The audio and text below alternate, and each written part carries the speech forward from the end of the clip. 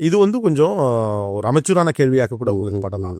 ஏன்னா எத்தனை சதவீதம் லித்தியம் ஒரு பேட்டரி ஒரு செல் பயன்படுத்தப்படுகிறது ஒரு பேட்டரியில் டீட்டெயில் வந்து டெக்னிக்கலாக என்னால் எடுக்க முடியல. அது மாறுபடுகிறது.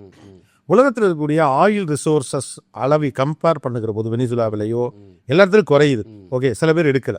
ஆனால் கூட ஆயில் அண்ட் கேஸோட ரிசோர்ஸ் தான் அதிகம். வென் கம்பேரிங் லித்தியம் அதோட கம்பேர் பண்ணி very small amount of lithium. இதோட கோர் லித்தியம் தான். அப்ப வெரி லிமிட்டட் ரிசோர்ஸை வச்சுக்கிட்டு ஈவியை வந்து நம்ம எவ்வளவு காலம் இந்த டெக்னாலஜி இதில் வந்து இந்த லித்தியம் டீசல் பெட்ரோலை வந்து நீங்கள் போட்டிங்கன்னா அது வந்து போயிடுது, மறுபடியும் வேணும். இந்த லித்தியத்தை பொறுத்த வரைக்கும் ஒன்ஸ் வாங்கினீங்கன்னா 98% நீங்கள் வந்து ரிகவர் பண்ணிடலாம் பழைய பேட்டரியிலேருந்து. ஆனால் இதை பற்றி ஒரு தெளிவான முடிவுகள் எதுவும் இல்லையே. இல்லை, இது வந்து ரெக்கவர் பண்ணலாம். யூரோப்பில் இந்த ரிசர்ச் பண்ணிட்டு இந்த ரிகவரி சென்டர்ஸ் வந்து அவங்க நானே போய் பார்த்துருக்கேன். ரிகவரி சென்டர் வந்து இந்த வோல்க்ஸ்வாகனை வந்து நாங்கள் பேசிகிட்டு இருந்த போது 3 வருஷத்துக்கு முன்னாடி அவங்க வந்து ரிகவரி சென்டரை கூட்டிகிட்டு போனாங்க. எப்படி வந்து பேட்டரி எடுத்துகிட்டு அந்த செல்லை வந்து டிஸ்மேண்டில் பண்ணிவிட்டு அந்த செல்லுலேருந்து லித்தியத்தை எப்படி எடுக்கிறது அப்படின்ட்டு அதை வெளியில் எடுத்து மறுபடியும் ரீயூஸ் பண்ணுறது.